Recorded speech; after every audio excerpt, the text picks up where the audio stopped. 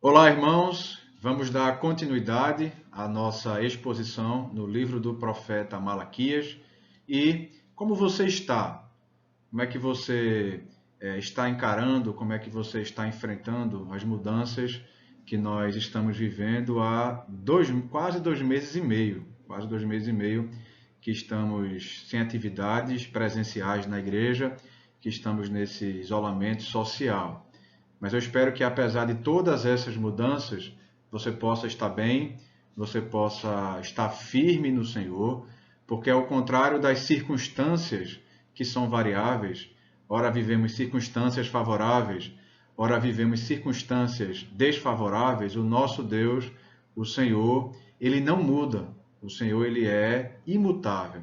Então, queria encorajar você, para que você possa se manter firme, que você possa se manter confiante, que você seja precavido, que você zele por sua saúde e por sua vida, obviamente, mas espero que nenhum de nós venhamos a ser tomados de um medo pecaminoso, de um medo paralisante. O medo, em certa medida, ele é bom, ele nos faz ser mais cautelosos, ele nos faz ser mais prudentes, mas se o medo nos paralisa, se o medo ele se torna extremamente grande em nossas vidas, esse medo ele se torna ser pecaminoso. Então eu oro para que você esteja firme no Senhor, mesmo diante de tantas incertezas que temos vivido aí, tá bom? Então queria trazer essa palavra introdutória antes de começarmos a leitura do nosso texto bíblico de hoje. O nosso tema da pregação de hoje será a justiça de Deus. Então, peço que você pegue a sua Bíblia, por favor, não acompanhe essa pregação sem a sua Bíblia. Pegue ela e acompanhe o texto de Malaquias, capítulo 2, 17, até o capítulo 3, no versículo 6. Acompanhe comigo a leitura. Vocês cansaram o Senhor com suas palavras. De que maneira o cansamos? Vocês perguntam. Vocês o cansaram dizendo que todos que praticam o mal são bons aos olhos do Senhor e que ele se agrada deles. E também ao perguntar: onde está o Deus da justiça? Vejam, envio o meu mensageiro que preparará o caminho diante de mim. Então, de repente, o Senhor a quem vocês buscam virá a seu templo. O mensageiro da aliança, por quem vocês anseiam, certamente virá, diz o Senhor dos exércitos. Mas quem poderá suportar quando ele vier? Quem permanecerá em pé em sua presença quando ele aparecer? Pois ele será como fogo ardente que refina o metal, como sabão forte que branqueia as roupas. Ele se sentará como refinador de prata e queimará toda a impureza, purificará os levitas e os refinará como ouro e prata, para que voltem a oferecer sacrifícios aceitáveis ao Senhor. Então o Senhor se agradará novamente das ofertas do povo de Judá e do povo de Jerusalém, como no passado. Naquele dia eu julgarei vocês. Não demorarei para testemunhar contra todos os feiticeiros, adúlteros e mentirosos. Falarei contra aqueles que roubam o salário de seus empregados, que oprimem as viúvas e os órfãos, ou que privam os estrangeiros de seus direitos, pois essas pessoas não me temem, diz o Senhor dos exércitos. Eu sou o Senhor e não mudo. Por isso vocês, descendentes de Jacó, ainda não foram destruídos. Vamos orar antes de começarmos a explicação desse texto. Deus Todo-Poderoso, a minha oração é que o Senhor me ajude, que o Senhor me use de forma poderosa. O Senhor sabe que sou limitado, o Senhor sabe das minhas limitações, o Senhor sabe que a tarefa que tenho agora de expor a Tua palavra é algo muito maior, muito mais sublime do que eu mesmo. Então peço que o Senhor me ajude, me capacite sobrenaturalmente, Deus, para que possa expor a Tua palavra com fidelidade, com autoridade, com persuasão, com aplicações.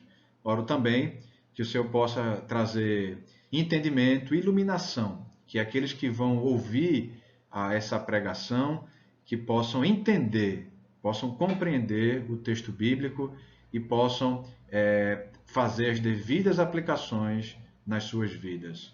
Oramos assim, crentes e confiantes no Senhor Jesus. Amém.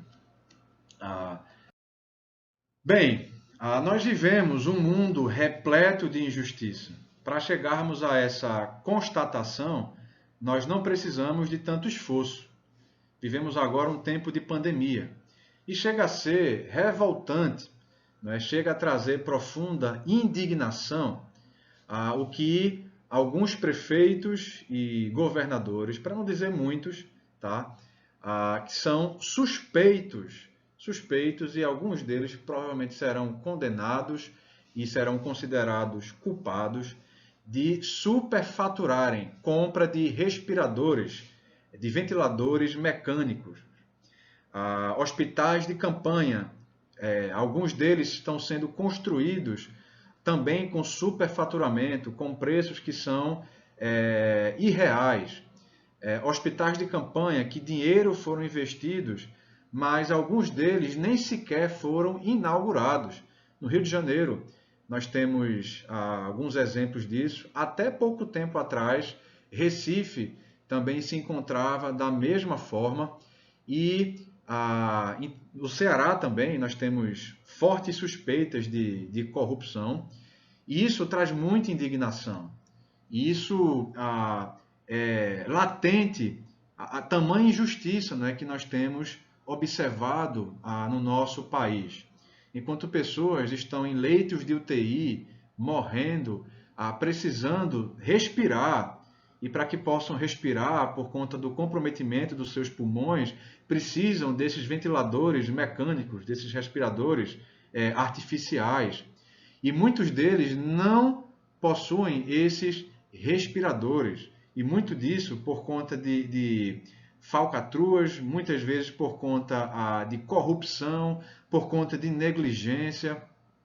Enfim, muito possivelmente, depois que tudo isso acabar, será apurado e será demonstrado como foi feita uma tremenda farra, uma tremenda festa, uma tremenda balbúrdia com o dinheiro público. E isso causa muita indignação. E nós podemos desejar e devemos, na verdade, clamar, devemos desejar que haja justiça. Situação semelhante acontecia no tempo do profeta Malaquias. Mas, tristemente, no tempo do profeta Malaquias, o próprio povo de Deus, ele clamava por justiça, mas eles próprios viviam uma vida de injustiça. Então, nesse contexto onde o povo de Deus clama, não é, ao Senhor, ao Deus deles, por justiça, é com base nisso que o Senhor vai trazer resposta a esse questionamento que o povo trazia. E diante desse questionamento que o povo trazia, o Senhor trata isso como canseira. Mas vejamos o primeiro ponto desse esboço para que possamos entender isso. O primeiro ponto que eu queria trazer para vocês está em Malaquias 2,17, que tem aí como título: o povo de Deus encontrava-se incrédulo na justiça de Deus. No versículo 17, observamos o profeta Malaquias fazendo uma acusação de algumas que já havia feito, né? Dentre essas acusações que o profeta já havia feito, eles acusavam o povo de que o povo duvidava do amor dele, apontou para um culto hipócrita, apontou para casamentos mistos, apontou para o divórcio, apontou para descaso com a sua palavra. E aqui, mais uma vez, nós observamos o Senhor como o grande juiz, como aquele que vai apontar os pecados do povo. Ele vai dizer: vocês estão me cansando. Obviamente que o cansaço aqui não era um cansaço físico, porque o Senhor, ele não é homem para que possa se cansar. Observamos aqui uma linguagem figurada, na ideia de que o povo de Deus, estava, na verdade, sendo hipócrita, estava sendo incrédulo, estava sendo cético, estava sendo também cínico. Estavam sendo cínicos, cínicos e incrédulos. E o Senhor trata esse cinismo e essa incredulidade numa linguagem figurada, como se eles estivessem cansando ao Senhor. Por que cansando ao Senhor? Porque o povo, ele queria e ele clamava por justiça. E por que o povo clamava por justiça? Na visão aqui dos judeus, eles entendiam que o Senhor tratava os maus da mesma forma que tratava os bons, e os bons da mesma forma que tratava os maus. E eles perguntam, onde está a justiça de Deus? Parte disso, parte desse cinismo e dessa incredulidade, partia de que o povo havia sido liberto do exílio da Babilônia. Tiveram a oportunidade de reconstruir o templo, ainda que não fosse o templo de Salomão, era um templo menor, foi o templo conhecido como o templo de Zorobabel, não é? Que também não era o templo de Herodes, e que nem será também o templo de Ezequiel, capítulo 40, versículos Ezequiel 40 a 48, que será o templo do milênio. Esse era o templo de Zorobabel, certo? Que foi reconstruído por ocasião da invasão dos babilônios. Então, o templo havia sido reconstruído, o culto havia voltado ao templo, a cidade de Jerusalém havia sido reconstruída, mas o povo ele se encontrava em miséria política e em miséria econômica. O povo se encontrava em miséria política porque estavam sob o domínio dos persas, o que influenciava também diretamente na economia. Então, onde estava, não é, toda a glória que eles esperavam da reconstrução do templo, da restauração do culto no templo, da restauração de Jerusalém? Então, na visão deles era, uma vez que nada disso está acontecendo, onde está a justiça de Deus? E mais, os maus, eles continuam aí a prosperar, eles continuam a ter uma vida tranquila, se é que podemos falar assim. Que diferença visível, que diferença palpável nós vamos conseguir perceber entre aqueles que temem ao Senhor e aqueles que não temem ao Senhor. O profeta vai falar isso a partir do versículo 7 do capítulo 3, não é? Mas a gente vai chegar a isso nesse texto só na semana que vem. Então eles clamavam por justiça. Eles queriam a justiça de Deus. Não é?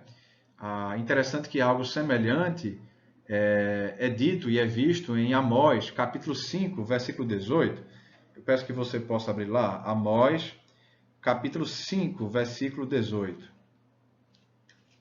Diz assim: que aflição espera vocês que dizem, se ao menos o dia do Senhor chegasse, não fazem ideia do que desejam. Aquele dia trará escuridão e não luz. Então, o povo de Deus, no tempo do profeta Amós, eles desejavam também justiça. Eles desejavam o dia do Senhor, o dia que o Senhor ia trazer justiça para aqueles que o temem e juízo para aqueles que não o temem. Um dia de julgamento, um dia severo. Ele disse, olha, vocês estão almejando justiça, o dia do Senhor, mas vocês não sabem o que o dia do Senhor, o que o dia do juízo trará. Né? Então, um povo que se encontrava cansando ao Senhor, que se encontrava muito distante do Senhor, haja vista os pecados que relatei já nessa pregação, eles queriam justiça.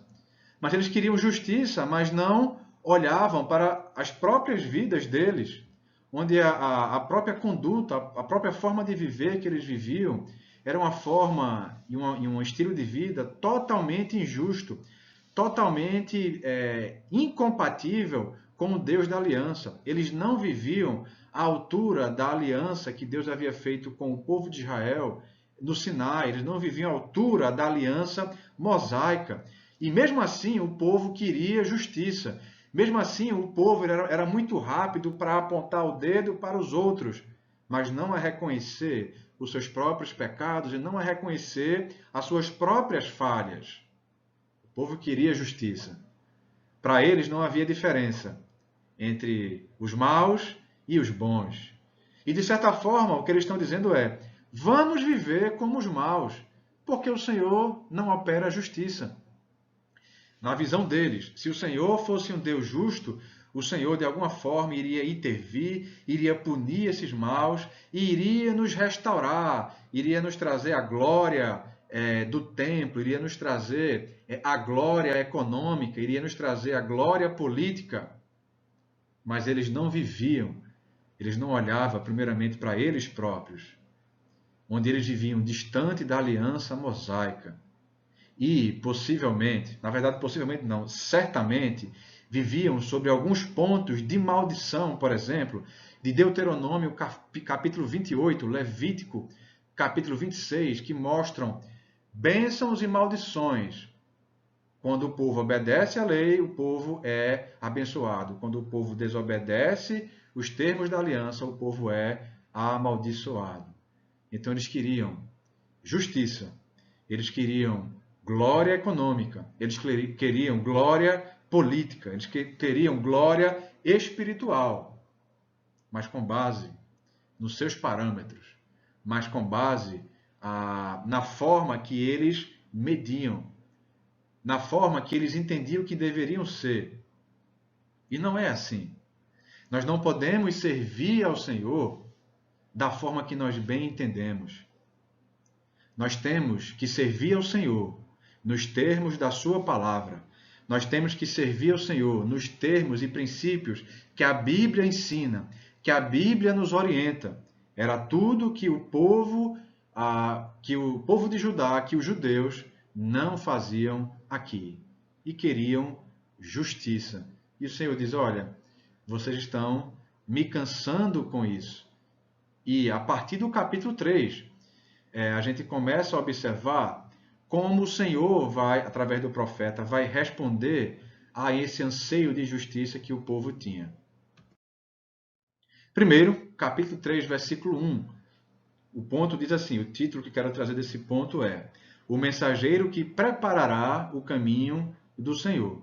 Então, na primeira parte do versículo 1 do capítulo 3, o profeta diz que virá um mensageiro que preparará o caminho do Senhor, preparará o caminho diante dele.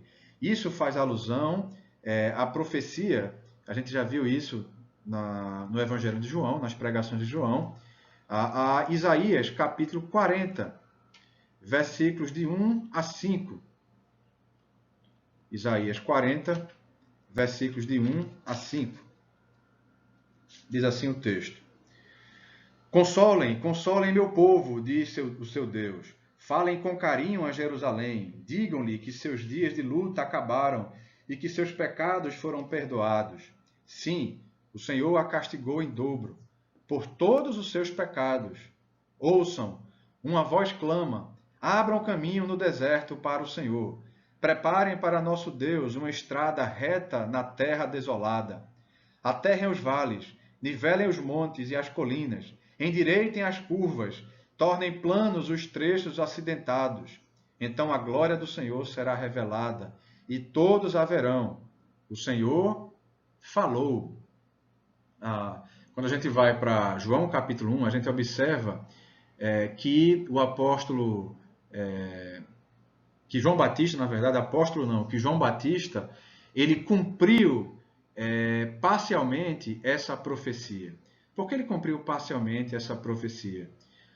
Porque antes que possa haver, de fato, a instauração do reino messiânico, um reino messiânico a partir de Jerusalém, onde Israel será governado a partir de Jerusalém, e todas as nações da terra também serão governadas a partir de Jerusalém, e o Messias sentará, não em um trono celestial, mas ele sentará no trono de Davi. O trono de Davi não é celestial. Ele governará sobre o mundo inteiro por 1000 anos.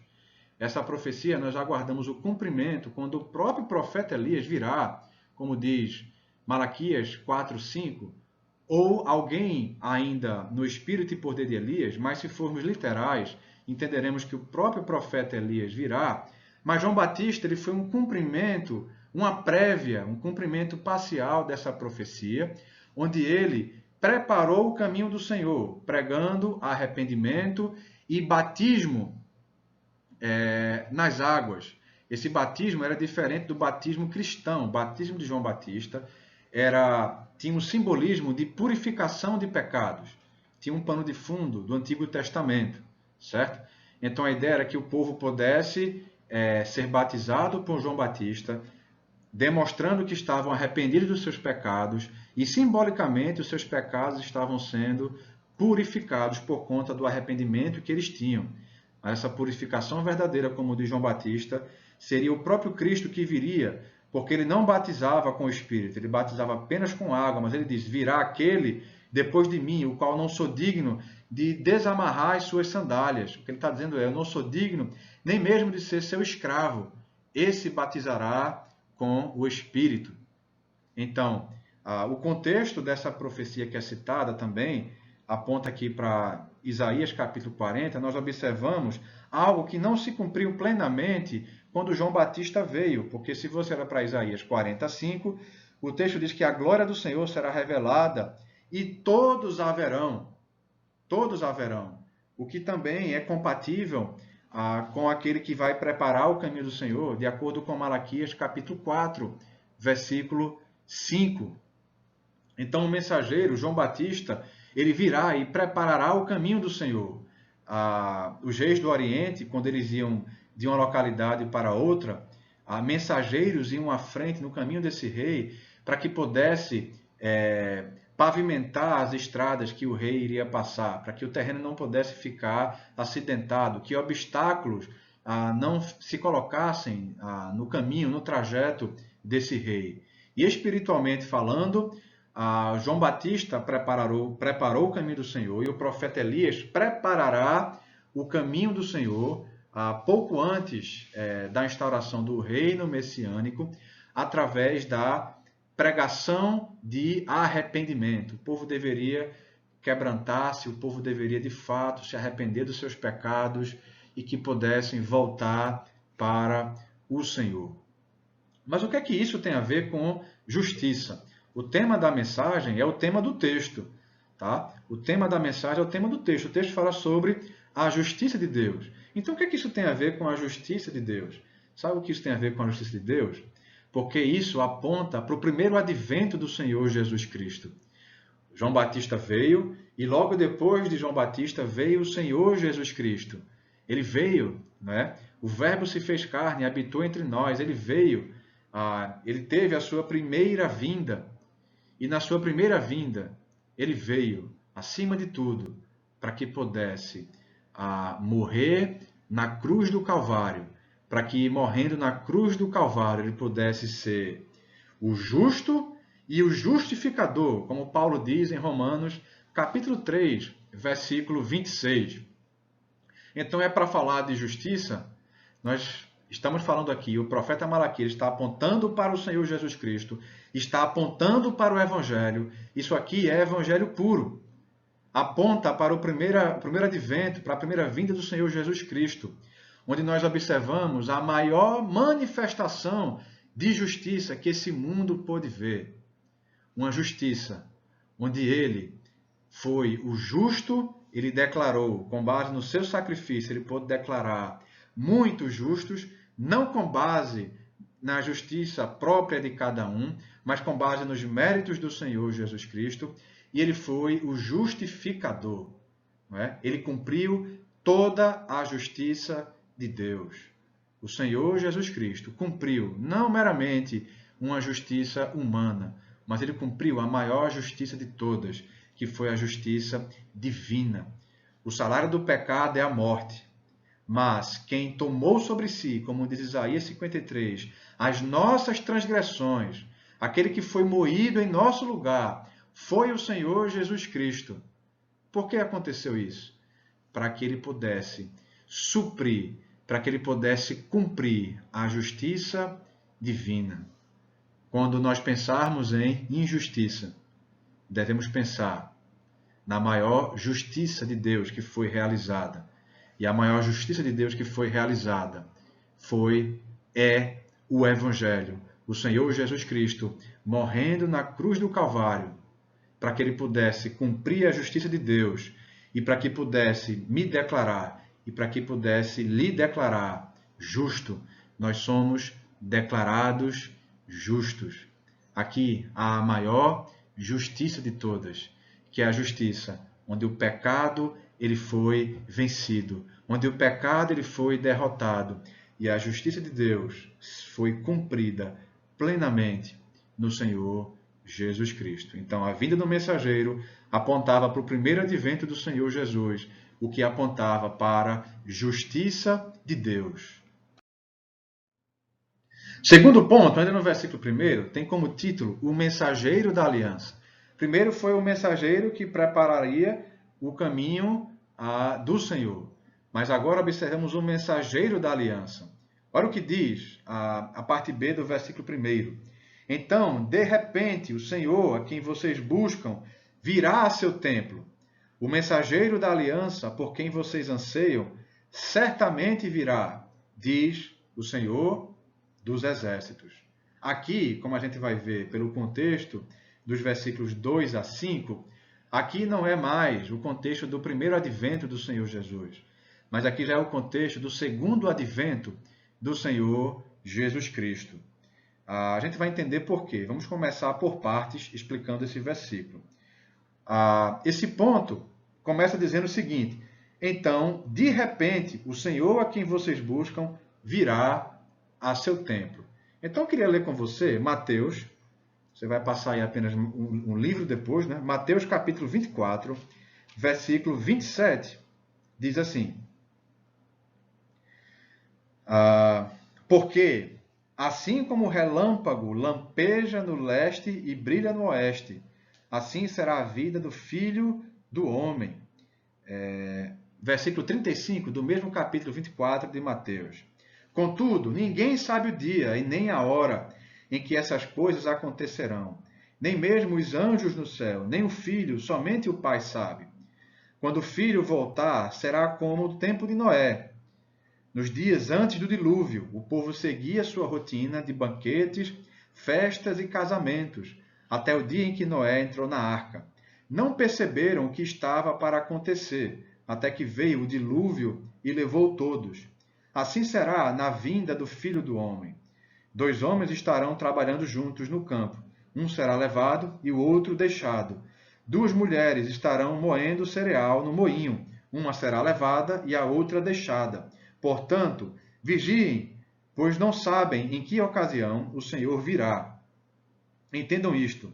Se o dono da casa soubesse exatamente a que horas viria o ladrão, ficaria atento e não permitiria que a casa fosse arrombada. Estejam também sempre preparados, pois o Filho do Homem virá quando menos esperam. Então, o contexto da vinda do Senhor, como diz, será de repente. O Senhor virá de repente. É bem verdade que o contexto aqui da vida do Senhor é um contexto onde o Senhor ele virá para estabelecer o seu reinado. O contexto aqui não é a vinda do Senhor nos céus para vir e arrebatar a sua igreja. Então o Senhor ele virá de repente. E ele virá ao seu templo. Que templo é esse? Nem é o templo de Salomão, nem é o templo de Zorobabel, no contexto da reconstrução, por exemplo, do profeta Ageu e do profeta Zacarias, contexto também de Esdras. Não é o templo de Herodes, não é? O templo dos evangelhos, mas será o templo do milênio. Haverá um templo no milênio? Sim, haverá um templo no milênio. Eu não vou me deter acerca disso em detalhes, mas eu queria que você pudesse ler Ezequiel capítulo 40 até o capítulo 48. Você vai ler aí 9 capítulos. Você vai ler 9 capítulos. Então, nesses capítulos, leia e você vai averiguar exatamente o templo do milênio, onde sacrifícios continuarão a ser oferecidos ali. Mas com que fim os sacrifícios serão oferecidos, uma vez que os sacrifícios do Antigo Testamento apontavam para o Cordeiro de Deus, que tira o pecado do mundo, que é o Senhor Jesus. Na verdade, eles vão ter uma finalidade de memorial, onde a ideia é relembrar, apontar para o sacrifício de Cristo, que já, no caso, já aconteceu. Os sacrifícios do Antigo Testamento apontavam para o Cordeiro de Deus que viria a morrer, ele já veio, e os sacrifícios no tempo do milênio, no templo, terão como finalidade de memorial, de relembrar o sacrifício do Senhor Jesus Cristo. Então o Senhor virá, ele virá de repente para o seu templo, templo do milênio. E é interessante que o versículo 1 do capítulo 3 fala que o povo buscava o Messias. Mas quando o Messias veio, na sua primeira vinda, o que foi que eles fez? Foi o que eles fizeram? Eles rejeitaram o Messias. Eles rejeitaram o Messias. Né? E aqui é uma ironia. Né?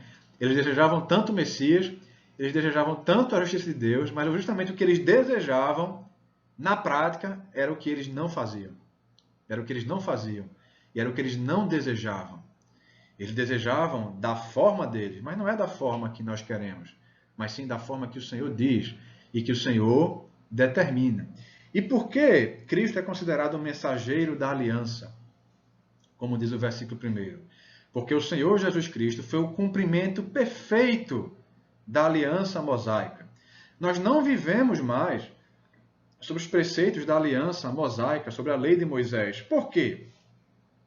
Porque o Senhor Jesus Cristo, ele foi o cumprimento da lei.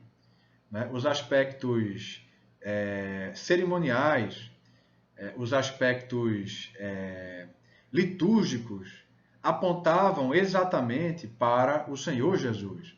E quando ele veio, ele foi o cumprimento de toda a lei de Moisés. Por isso que é o mensageiro da aliança. Mas também por uma aliança que acontecerá por ocasião da segunda vinda de Cristo. E que aliança é essa? Essa aliança é a nova aliança. Nós vamos ler um pouco sobre isso no livro do profeta Jeremias, capítulo 31. Jeremias, capítulo 31, versículos 31 a 34. Diz assim: Está chegando o dia, diz o Senhor, em que farei uma nova aliança com o povo de Israel e de Judá. Não será como a aliança que fiz com seus antepassados, quando os tomei pela mão e os tirei da terra do Egito. Embora eu os amasse como o marido ama a esposa, eles quebraram a aliança, diz o Senhor. E esta é a nova aliança que farei com o povo de Israel depois daqueles dias, diz o Senhor. Porei minhas leis em sua mente e as escreverei em seu coração. Serei o seu Deus e eles serão o meu povo. E não será necessário ensinarem a seus vizinhos e parentes, dizendo: você precisa conhecer o Senhor. Pois todos, desde os mais humildes até o mais importante, me conhecerão, diz o Senhor. E eu perdoarei sua maldade, e nunca mais me lembrarei de seus pecados. O contexto do cumprimento dessa nova aliança até se cumpriu, parte dela, espiritualmente, através da igreja. Não é? Por exemplo, quando nós tomamos a ceia, não é? O cálice do suco que nós tomamos, não é? Representa ali o cálice da nova aliança. Tá? Então, nos aspectos iniciais, espirituais da nova aliança, já tem o seu cumprimento na igreja. Mas quando nós olhamos com detalhes os aspectos da nova aliança e que envolve a nação de Israel, os descendentes de Jacó, nós observamos que essa aliança, essa nova aliança, ela não foi totalmente cumprida. E dois elementos básicos têm que acontecer para que essa nova aliança seja cumprida. Pelo menos dois. Tá? Podemos até aprofundar mais um pouco, mas vamos olhar apenas dois. Primeiro, Jeremias 31, versículo 34. Todos aqueles que vierem a conhecer, a ter contato com o Senhor, certamente eles serão convertidos. É tudo que não acontece, que não tem acontecido hoje. Ou seja, haverá uma conversão em massa dos descendentes de Jacó, da nação de Israel. Tanto que diz assim, o versículo 34, e não será necessário ensinarem a seus vizinhos e parentes, dizendo, vocês precisam conhecer o Senhor, pois todos, desde o mais humilde até o mais importante, me conhecerão. Ou seja, isso aponta para uma conversão em massa da nação de Israel. Olhamos a nação de Israel hoje, não observamos essa conversão em massa. Até podemos observar um remanescente fiel, mas muito longe da nação de Israel está devidamente representada com aqueles que se converterão ao Senhor. E no contexto de Jeremias 31, versículos 38 a 40, que fala que será em um contexto onde o povo voltará à cidade de Jerusalém, onde eles possuirão plenamente a terra que havia sido prometida a Abraão, da qual o povo, a nação de Israel, ela não possui essa terra hoje. Então a nova aliança também se cumprirá por ocasião da restauração de o povo de fato vir a tomar posse da terra que foi prometida a Abraão e aos seus descendentes, ou seja, a nação de Israel. Então por isso que o Senhor Jesus é o mensageiro da aliança, porque aponta tanto para a sua primeira vinda, que ele foi o cumprimento da aliança mosaica, da aliança do Sinai, como aponta para o segundo advento dele, quando ele virá e estabelecerá uma nova aliança com Israel. Na primeira aliança, a nação de Israel foi infiel, mas na segunda aliança, o Senhor irá restaurar plenamente, abundantemente, a nação de Israel. Então, observamos aqui, começamos a observar o contexto da justiça de Deus, agora por ocasião do segundo advento.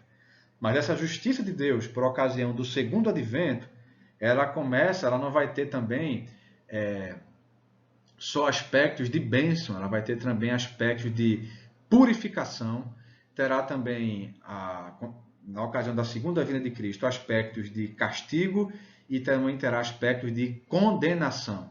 É o que nós veremos agora no terceiro ponto dessa pregação. Versículos 2 a 5. A justiça do mensageiro da aliança. Quando o mensageiro da aliança vir, antes de ele, de fato, trazer essa restauração plena à nação de Israel, haverá purificação. Essa purificação esse lavar, não é, dos pecados da nação de Israel, você vai poder ver do versículo 2 até o versículo 4. Tanto a restauração do povo, como a restauração dos sacerdotes. Essa restauração do povo, você vai observar no versículo 2, e a purificação dos levitas, principalmente dos sacerdotes, versículos 3 e 4 de Malaquias, capítulo 3, tá bom? Então é interessante que o contexto dessa justiça será primeiro para aqueles que de fato são eleitos, aqueles que são crentes no Senhor, aqueles que temem ao Senhor. Essa justiça, ela será de purificação, não é? E essa, não de destruição, mas de purificação. Era comum a figura no Antigo Testamento de purificação, 3 elementos. Primeiro, fogo, depois, água, terceiro, sangue. Aqui nós observamos 2 elementos que apontam na ideia de purificação, tendo como pano de fundo o Antigo Testamento. Primeiro é fogo. Para que o ouro ele pudesse ser purificado, para que ele pudesse ser refinado, ele era submetido ao fogo, a alta temperatura. Não é? E depois daquela alta temperatura, não é? O ouro ele era purificado. E é interessante que esse fogo, como diz o versículo 2, será um fogo ardente que refina o metal. A ideia de fogo ardente é que não há destruição, mas será algo que vai arder. Essa linguagem de arder aponta para justiça, aponta para purificação, mas essa purificação, de fato, o povo será purificado, o povo será disciplinado. O povo será disciplinado, purificado, mas não será destruído. Observamos também o segundo elemento de purificação, que era a água. E aqui observamos essa purificação sendo feita com um sabão forte, que branqueia as roupas. não é? E versículos 3 e 4 apontam também nessa perspectiva de purificação dos sacerdotes. Esse sabão, que era um sabão forte, não é? E o juízo do Senhor será um juízo forte, ele irá disciplinar, ele irá não destruir o seu povo, aquele que se encontra distante dele, mas o povo será aceito, será salvo, né? Mediante também fogo ardente, mediante um sabão forte, onde irá lavar, irá tirar, não é? Toda a impureza ali, a roupa ficará branca. Isso apontava como as roupas eram lavadas, esse sabão forte, onde as roupas ficavam brancas, eram colocadas em rochas à beira do rio e eram batidos com cipós sobre essa roupa, né, para que ela pudesse terminar ali a sua limpeza, a sua lavagem. Então, figuras que mostrariam como será esse ministério, né, de restauração do seu povo. Mas o Senhor não destrói os crentes, ele não destrói o seu povo, mas em relação ao seu povo ele traz purificação. E assim será feito não só ao povo, mas também aos sacerdotes. Querem justiça? Então, houve justiça no primeiro advento. É a maior justiça de todas. Haverá justiça, de fato, uma justiça terrena também na ocasião do segundo advento de Cristo. O versículo 5, o início dele diz: naquele dia eu julgarei vocês. Vocês não querem justiça, mas eu vou trazer juízo. E ele começa, interessante, ele começa a falar do juízo, ele fala juízo, primeiramente, para o povo dele. E a própria ordem do texto mostra isso. Só depois virá o juízo de Deus contra os ímpios. É o que a gente observa na segunda parte do versículo 5. Verá juízo, mas esse juízo não é um juízo de purificação, mas um juízo de castigo, mas um juízo de condenação, mas um juízo de destruição. Olha o que diz: não demorarei para testemunhar contra todos os feiticeiros, adúlteros e mentirosos. Falarei contra aqueles que roubam o salário de seus empregados, que oprimem as viúvas e os órfãos, ou que privam os estrangeiros de seus direitos, pois essas pessoas não me temem, diz o Senhor dos Exércitos. E aqui algumas pessoas, de algumas manifestações, alguns atos de pecados que são aqui descritos. Nós podemos colocar aqui o juízo de Deus sobre todos aqueles que não temem ao Senhor, sobre todos aqueles pecadores que não temem ao Senhor. O Senhor trará justiça. Ele trará justiça, diz o Senhor dos Exércitos. E por fim, o versículo 6 diz: eu sou o Senhor e não mudo. Perdão, esqueci de passar o slide aqui, tá bom? Então, o versículo 6 ele diz: eu sou o Senhor e não mudo. Por isso vocês, descendentes de Jacó, ainda não foram destruídos. Né? Esse texto mostra a imutabilidade do Senhor. Vocês anseiam por justiça, mas essa justiça, ela virá e não poupará vocês. Não poupará. Vocês não são destruídos, não é porque vocês são bons. E você sabe que você não é bom? Você sabe disso? Ou você fica escandalizado quando você ouve isso ainda? Não, eu não sou bom. Nenhum ser humano é bom. Não existe essa ideia de ser humano bom. Nós seremos salvos não por conta da nossa justiça, mas porque o Senhor imputou a sua justiça sobre mim e sobre você. E nós, à semelhança do povo aqui, nós cometemos muitos pecados. Muitas vezes estamos até distantes do Senhor, mas nós não seremos destruídos, mas sim seremos julgados pelo Senhor. Bem verdade que o contexto aqui é da nação de Israel, mas a igreja ela será julgada diante do tribunal de Cristo. 1 Coríntios capítulo 3, versículos 13 a 15, 2 Coríntios capítulo 5, versículo 10. Nós estaremos diante do tribunal de Cristo e seremos julgados, recompensados, de acordo com as nossas obras. E as nossas obras, obviamente, apontam para a nossa fé. Seremos sim julgados. E a semelhança aqui do que o texto falou, nós poderemos ser salvos com cheiro de fogo, com cheiro de fumaça, que é aqui esses textos de Tanto a primeira carta como a segunda carta aos Coríntios fala. Nós não seremos salvos porque somos bons. Nós não somos salvos por isso. Nós somos salvos porque o Senhor nos escolheu. Porque o Senhor morreu por nós. Porque o Senhor imputou a sua justiça sobre mim e sobre você. E mesmo quando nós estamos distantes do Senhor, não seremos destruídos. Porque Ele não pode destruir ao seu povo, a quem Ele escolheu. Se Ele nos escolheu nos salvar, Ele não vai mudar de ideia. É o que diz Malaquias 3,6. Porque Ele é imutável. É o que diz a carta de Tiago, capítulo 2, versículo 17. Tiago 2,17. Diz assim. Tiago 2,7, perdão. Cadê?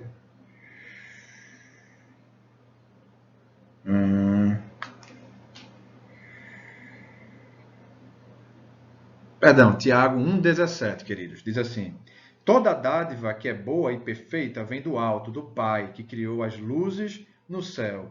Nele não há variação nem sombra de mudança. Afirmação teológica da imutabilidade de Deus, feita também em Malaquias 3,6. Eu sou o Senhor e não mudo. E é porque o Senhor não muda, é porque Ele não destrói a nação de Israel.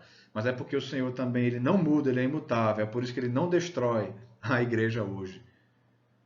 Porque como a gente tem visto também, tantas igrejas que são igrejas impuras, são tão impuras que às vezes são confundidas com igrejas falsas. Nós devemos ser uma igreja cada vez mais pura. A pureza da igreja é definida basicamente por dois elementos. Primeiro, o quão alicerçada ela está na sã doutrina e quanto ela vive a sã doutrina. Segundo, a sua santidade, o seu estilo de vida, a sua moralidade. Sã doutrina e santidade. Isso caracteriza uma igreja que é pura. Nesse contexto, nós podemos ter igrejas mais puras e igrejas menos puras. Por exemplo, a igreja de Filipos era uma igreja mais pura do que a igreja de Corinto. Ainda que a igreja de Corinto fosse uma igreja verdadeira, pertencesse ao Senhor.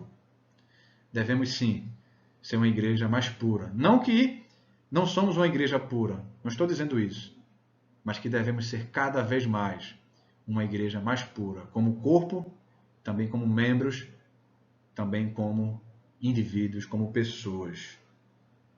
Sim, o Senhor, Ele não é um Deus injusto. Partindo agora para algumas aplicações. Primeira, devemos sim clamar por justiça, mas antes devemos averiguar nossas vidas se estão íntegras, retas e santas diante do Senhor. Antes de apontarmos para o governador A, o governador B, o prefeito A, o prefeito B, muitos deles, sim, estão passando a mão no meu dinheiro, no seu dinheiro, no dinheiro público, no erário. Mas antes de apontarmos para eles, não que nós devemos apontar, devemos sim. Não devemos ficar calados, devemos ficar indignados, porque devemos sim ficar irados com o pecado. Não podemos ter uma ira pecaminosa, mas sim uma ira santa contra aquilo que é injusto, contra aquilo que é pecaminoso. Sim, essa ira devemos ter, uma ira santa. Mas antes disso, nós devemos olhar para nós mesmos. Quando costumo aconselhar casais, eu lembro de um título de um livro que todo casal de noivos deve ler, Quando Pecadores Dizem Sim. Antes de apontar o dedo para o outro, eu devo apontar o dedo para mim mesmo. Qual tem sido o meu estilo de vida? Eu clamo por justiça. Mas será que nas pequenas coisas eu estou sendo reto? Estou sendo íntegro? Será que no meu relacionamento com o Senhor estou sendo reto e íntegro? Interessante que na armadura de Deus, que nós devemos estar vestidos para que possamos estar firmes diante das batalhas contra as forças espirituais do mal. Primeiro é o item da arma que é citado, é o cinto da verdade. Isso quer dizer o cinto da verdade. Eu devo ter veracidade, sinceridade de pensamentos e ações. Depois é dito ali a couraça da justiça. Essa couraça da justiça significa, na armadura de Deus, que eu devo ter uma vida santa, reta, íntegra diante do Senhor, para que eu não possa dar brechas na minha armadura, para que Satanás não possa me acertar com as suas flechas flamejantes, com as suas flechas de fogo. Como é que está a sua justiça diante de Deus quando ninguém vê você? Você está com o cinto da verdade? O que você faz tem veracidade de pensamento e ações? Quais são as motivações do que você faz? O que é que você pensa? O que é que passa nos seus pensamentos que só você e o próprio Deus sabe? Isso é justiça. Isso é justiça. Eu devo estar vivendo uma vida justa diante do Senhor, para que de fato, a partir daí, eu possa ter autoridade para clamar por justiça. Devemos, antes de mais nada, olhar para a justiça de Deus em nossas próprias vidas. E a justiça de Deus nas nossas próprias vidas chama-se também santificação. Não podemos ser hipócritas. O povo clamava por justiça, mas eram os primeiros injustos a viverem. Segundo, não devemos duvidar da justiça do Senhor. Ela é perfeita e se materializará perfeita. O Senhor, apesar de tantas injustiças, apesar de tantos políticos passando a mão no dinheiro público, por exemplo, o Senhor vai julgar eles. Ainda que o Senhor não traga a justiça plena na terra agora sobre esses, mas chegará o tempo que eles serão perfeitamente julgados. O que eles fizeram, o que eles fazem está diante do Senhor. Eles não escaparão do juízo de Deus. Eles não escaparão da justiça de Deus. Não escaparão. E devemos orar de duas formas nesse quesito. Que eles possam ser alcançados por Cristo. Mas ao mesmo tempo, se não forem alcançados por Cristo, que o Senhor possa trazer justiça sobre eles. A providência de Deus para o tempo que nós vivemos pode ser uma providência carrancuda. Isso não é novidade. Olhe para a história de José do Egito. Olhe para a história de José do Egito.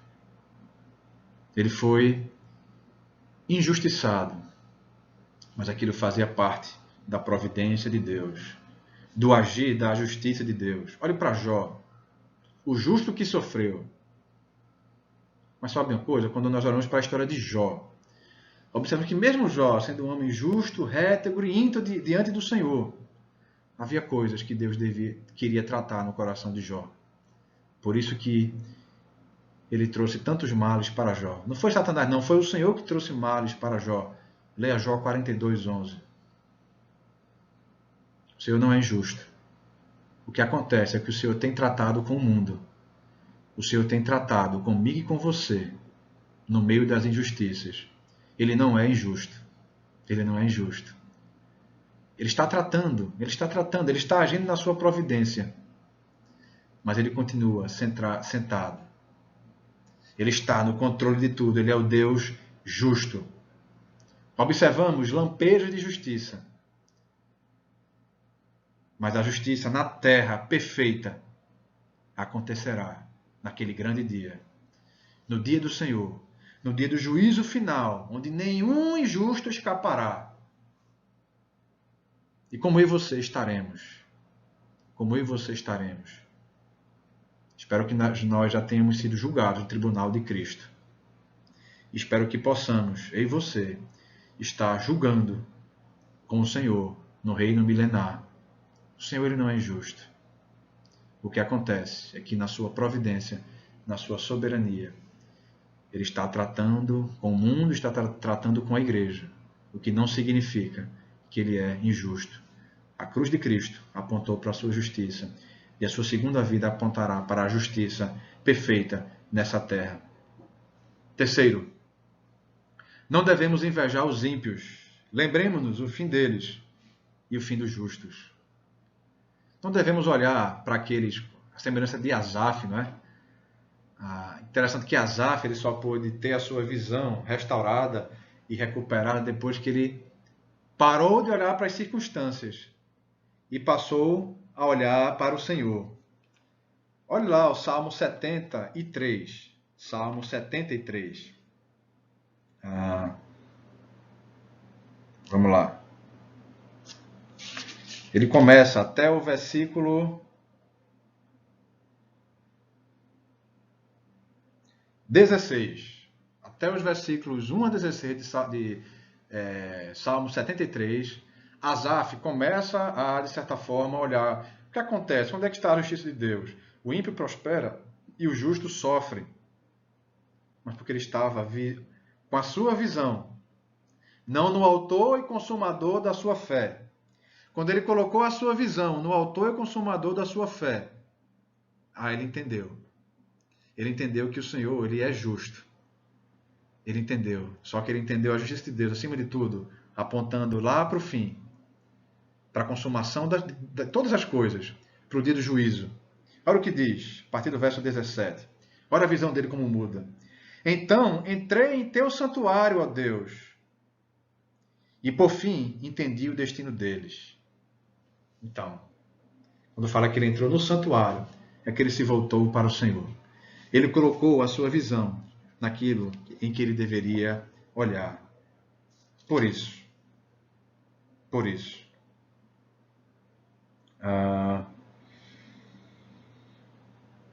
Olha o que diz Hebreus 12, 2.